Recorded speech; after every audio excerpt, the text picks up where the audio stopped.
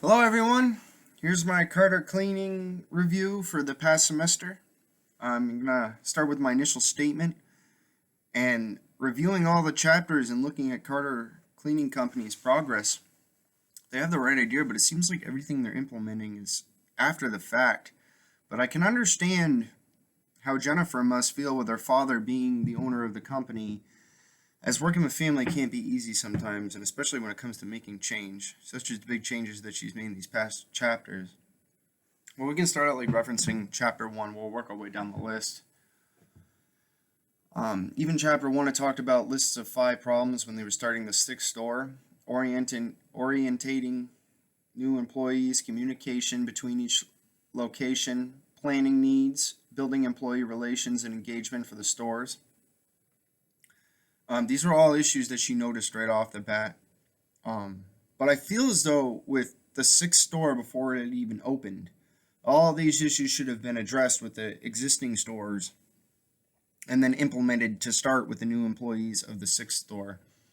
But I guess when you come into something that's been done wrong so long, that fixing it is something you have to do as you go. And this is what Jennifer's attempting to do. And she's been successful thus far. But I think too much change at once would cause problems within the company or the employees. But in chapter one, I think the first thing that Jennifer should do is make it clear to her father that even though I'm your daughter, we're trying to make this company legal, we're trying to make it successful.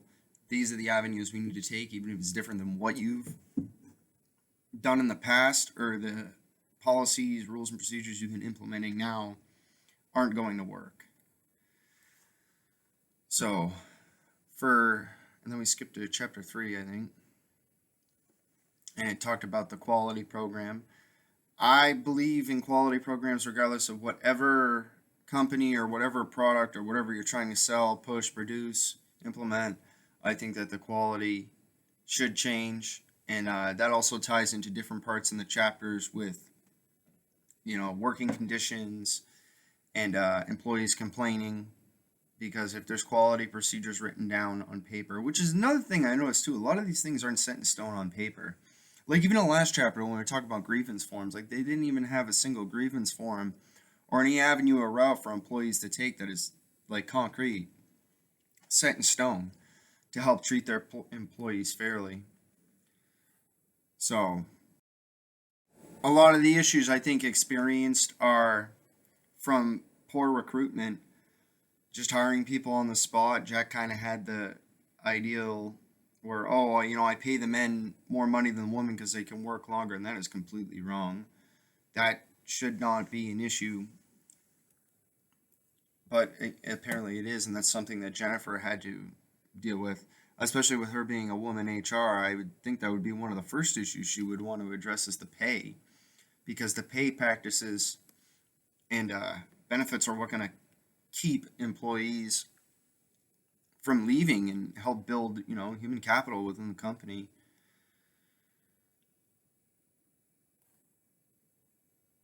Job descriptions were an issue in chapter 4. In chapter 4, it talked about final formats of job descriptions and people not understanding the demands of their job. So I think each job description,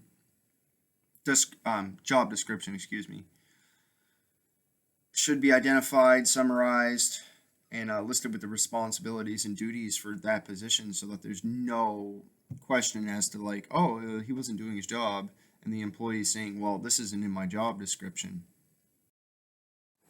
This could be another reason for the turnover in the stores. In chapter 5, it talked about reducing turnover in the stores, but if you're not hiring good people to begin with through the recruitment process by utilizing drug testing or background checks to know that person's character or see if they fall in line with the company's values or what they're trying to do, then it's just a waste of money if they're going to leave down the road 6 months or whatever it may be. She should continue to make a list of increased pool job applicant so they have better options for people that they're choosing. And like first of all, just deciding what positions to fill, recruiting via the internet, utilizing private or public employee agencies are all good ways of getting the employees that are going to work for the company in the door and the employees that will stay with the company if they're provided the right benefits and opportunity and equality. So I think also this interviewing process should be structured across all management, and she should develop interview forms as part of the structure and should list questions pertaining to job statistics such as management, non-management, etc., etc. Sorry, I'm reading.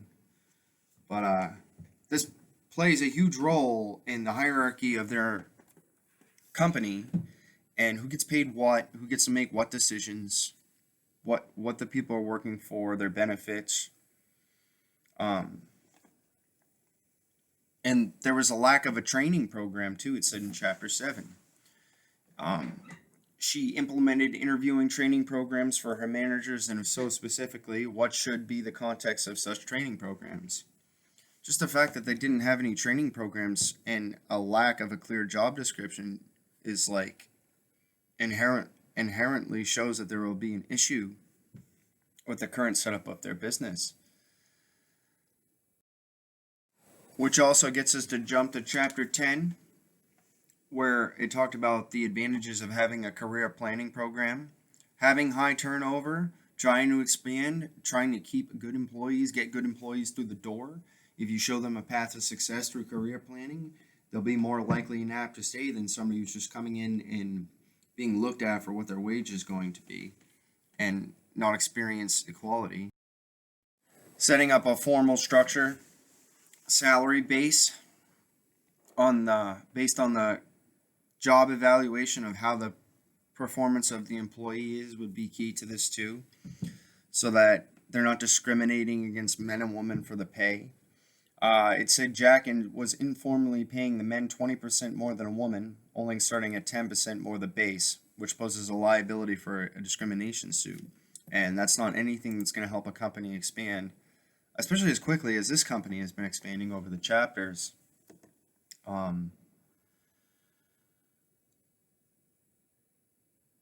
It is very informal for him to give the 10% raise just based on male or female differential. I mean, I don't even understand how that's a term, but it is. I think if he was going to do male and female differentials, it would be for different job descriptions. Revoking the 10% to 20% base pay would be the best thing that Jack could do, and Jennifer, to make this company more successful. And to jump to the last chapter, our most recent questions in Carter Cleaning Company is the grievance process. There is not a set in stone grievance process for this company, and that is something that Jennifer was working on. She needs to have grievance forms available with drop boxes, anonymous drop boxes, and she needs to hold surveys based on what the employees think of the current rules and regulations of Carter Cleaning Company to help make them more successful. So overall, Jennifer has touched base on everything wrong with this company and slowly implementing new ways to change it, or ideas, whatever we answer in the questions, but whatever would be best for the company. I think Carter Cleaning Company is on the right track, but they have nothing written down. They need to sit down and write down everything. And then say when they open their 6th store, they have a whole binder or a pamphlet of things that the employee and the employer are both aware on, with a whole orientation process after a complete and thorough interview and recruiting process to keep them and make them successful and growing and better and an equal opportunity employer. So yeah, basically these are my thoughts on Carter Cleaning Company, and a general overview of where they came from chapter 1 to chapter 15. And I think that they're making all the right moves. Jennifer is, at least. I think it's going to be hard for her to work against her father and his old practices, but such is life. I think if they continue to do this and implement these plans and stick with them and have management involved and maintain them, not fall asleep at the wheel, keep the programs going, that they will be successful. It'll limit liability on the company. They'll get better employees. They'll get more productivity, which affects the bottom line. So yeah, here's my review of Carter Cleaning Company, and I hope you enjoy. Thank you.